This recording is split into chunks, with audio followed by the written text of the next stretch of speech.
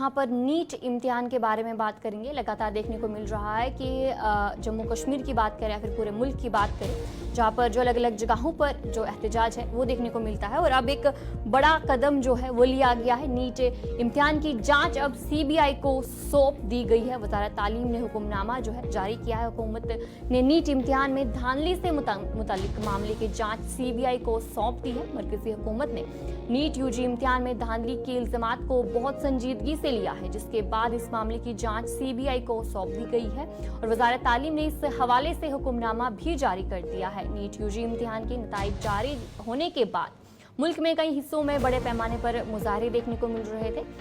हुकूमत ने national testing agency के सरबराह को ओहदे से भी हटा दिया है और वहीं नीट पीजी दाखिले की इम्तिहान को भी मुलतवी कर दिया गया है। साथ ही देखने को मिल रहा है कि जहां पर हुकूमत की तरफ से कहा गया कि इस मामले के कसूरवारों को जो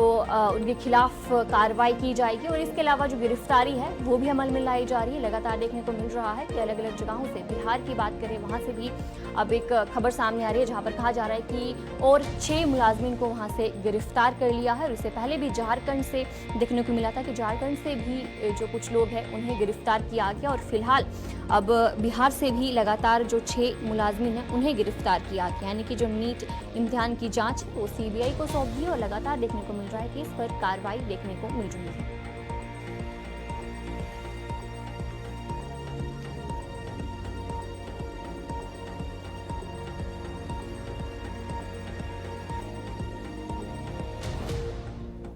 तो चलिए इसी पर हमारे साथ संदीप गोयल ज्वाइन कर चुके हैं। संदीप बताएगा कि लगातार जो नीट में जो धांधली देखने को मिल रही है उस पर किस तरीके से कार्रवाई हो रही है और आने वाले टाइम पर क्या कुछ नया देखने को मिल सकता है। देखिए, बिल्कुल जिस तरह से पिछले दिनों हमने देखा कि प्रदर्शन जो है बहुत ज़्यादा सरकार के खिलाफ नज़र आए या फिर कहीं नीट परीक्षा को रद्द करने की मांग की गई थी, लेकिन अब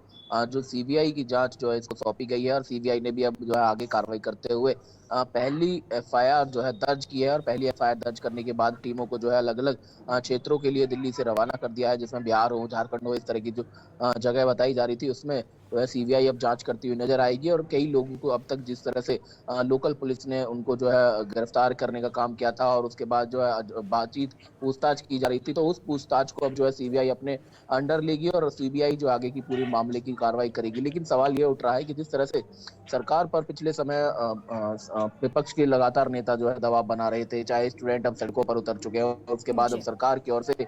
जो है रात के समय एक कानून बनाया गया और इसमें कहा गया कि 3 साल से लेकर 5 साल तक की सजा का प्रावधान रखा जाएगा, 1 करोड़ तक का जो है जुर्माना रखा जाएगा उन लोगों पर जो इसमें का मामले में जो है संलिप्त पाए जाते हैं, जो दोषी पाए जाते हैं। लेकिन उसके बाद लोगों का ये कहना है कि अगर नीट परीक्षा इस तरह से लगातार जो है अगर लीक होती रही या और एग्जाम जो लीक हो रहे थे उनकी जांच पूरी तरह से जो है सरकार को करानी चाहिए। कितनी गिरफ्तारी अमल में लाई गई है, क्योंकि अभी भी कहा जा रहा है कि बिहार से भी 6 लोगों को गिरफ्तार किया और झारखंड से भी गिरफ्तार किया, तो कुल मिलाकर कितने लोगों को गिरफ्तार किया गया। देखिए, बिहार से जिस तरह की जानकारी सामने है उसमें कहा गया कि 3 लोग जो है गिरफ्तार किए गए थे और बाकी के लोग जो है काबू करके उनसे पूछताछ की जा रही थी और जैसे जैसे ये चेन आगे बढ़ेगी तो लोगों की गिरफ्तारी और ज्यादा बढ़ सकती है। लेकिन अब जब जितने लोग अब तक पुलिस ने जो डिटेन किए थे या जो गिरफ्तार किए थे उसके बाद अब ये सारे जो जांच होगी वो सीबीआई करेगी और सीबीआई जांच करने के साथ साथ एक लंबा प्रोसेस जो है उनका रहता है और कहाँ से लोग जो है कैसे कैसे जुड़ते हैं, एक पूरा चेन सिस्टम जो है उसको बनाकर जांच एजेंसी जो है चलेगी। और ऐसे में अब तक क्या क्या हुआ, कितने लोग जो है इससे प्रभावित हुए, कितने लोग की मिली भगत से ये काम हो पाया, ये तमाम चीज जो है जो दर परत दर अब जो है खुलनी शुरू हो सकती है। सीबीआई ने पहला एफआईआर दर्ज किया है और पहला एफआईआर दर्ज करने के बाद अपनी टीमों को जो है उन क्षेत्रों में रवाना कर दिया है पूछताछ के लिए जहां जहां अभी तक जिन लोगों को गिरफ्तार किया गया है।